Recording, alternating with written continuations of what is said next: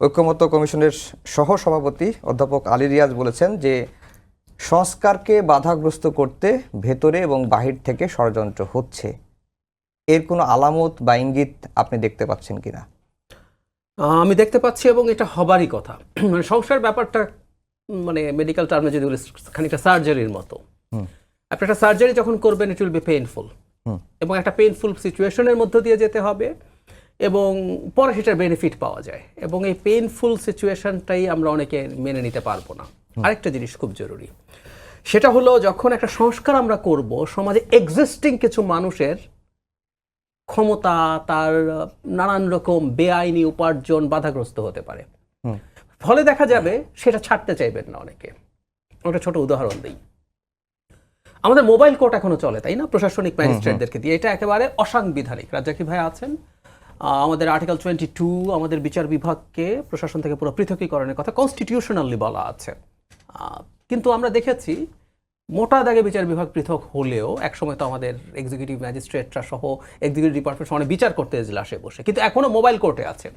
আমি দুর্নীতির কথা সরিয়ে রাখি, কিন্তু যদি আপনি এটাকে ইম্পোজ করেন, আমাদের এই যে বিচার বিভাগ যে সংস্কার কমিশন আছে তারা যে পুরো পৃথকীকরণের কথা বলছেন, এটা যখন সরিয়ে ফেলবেন তখন আমাদের এক্সিকিউটিভ ম্যাজিস্ট্রেটদের একটা পাওয়ার কিন্তু কমে যাবে।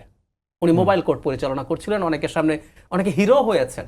আমাদের দুজন 1-11 সময়ের দিক ওইখান সময় একজন, পরবর্তীতে কিছুদিন আগে একজন, দুজন এক্সিকিউটিভ ম্যাজিস্ট্রেট মোবাইল কোর্ট পরিচালনা করে রকস্টারের মতো ফেমাস হয়েছেন। কিন্তু এটা অসাংবিধানিক, এটা একটা স্টেটে হতে পারে না। এভাবেই আপনি যখন জেনুইন সংস্কার, আমি আবারও বলি, ওনারা যদি খুব ভালো কাজও করে থাকেন, এই কাজটা আমরা হতে দিতে পারি না। কারণ একটা স্টেট কিভাবে তৈরি হবে তার কোনো বেসিক ফান্ডামেন্টালস আছে, সেটা মানতে হবে। ঠিক একইভাবে আপনি যখন কাজ করতে শুরু করবেন তখন কারো না কারো ক্ষেত্রে প্রবলেম হবে।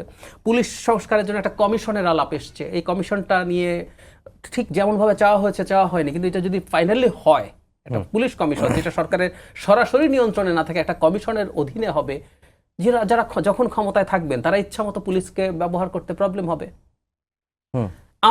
আমি একটা সংস্কার কমিশনের সদস্য ছিলাম, নির্বাচনী ব্যবস্থা সংস্কার কমিশন। ধরুন আমাদের একটা প্রপোজাল আছে এরকম, ডিসিদেরকে শুধু রিটার্নিং অফিসার করতে হবে এমন বাধ্যবাধকতা থাকা যাবে না। এবং আমরা রেদার চাই, যেহেতু ওনারা সরকারের মানুষ, আমরা চাই নির্বাচন কমিশনের নিজস্ব কর্মকর্তা দিয়ে যতটা সম্ভব এবং খুব দ্রুতই সব রিটার্নিং অফিসার নির্বাচন কমিশনের কর্মকর্তা হবেন। তো এটা যখন হবেন, প্রশাসনের যারা আছেন তারা ওই সময় রিটার্নিং অফিসার থাকতেন, তারা বিরাট পাওয়ারফুল মানুষ থাকতেন ওই সময়, ওটা থাকবে না, ওনার ভাল লাগবে না। তো ফলে যে কথাটা বলছিলাম, সংস্কার যখন আপনি করতে যান, সংস্কারের পেইন অনেকের গায়ে কিন্তু লাগবে। সো ভেতর থেকে চেষ্টা থাকবে এটা যাতে না হয়। জনপ্রশাসন সংস্কার নিয়ে আমরা দেখিনি যে একটা প্রস্তাব নিয়ে প্রশাসন বিভাগ কিভাবে ভীষণ রকম প্রকাশ্যে ইউনিটেড হয়ে গেছে এবং আইন বিধি ভেঙে, ওনারা এটা করতে পারেন না তো, বাট দে ডিড ইট। তাহলে ইন্টারনালি হতে পারে।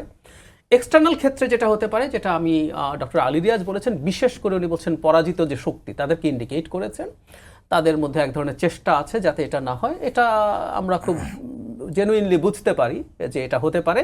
শুধু সেটা না, আমি পরাজিত শক্তি বলতে শুধু বাংলাদেশ একটা দল বলছি না, ইভেন একটা রাষ্ট্র আছে, যে রাষ্ট্রটা বাংলাদেশের মানে গণতান্ত্রিকভাবে বিকশিত হওয়া, জনগণ আত্মমর্যাদা নিয়ে বেড়ে ওঠা, এটা তাদের পছন্দ না। সো নানা দিক এক্সটার্নাল ফ্যাক্টরের মধ্যে কাজ করছে এবং আমি বিশ্বাস করি এই ঘটনাগুলো আছে।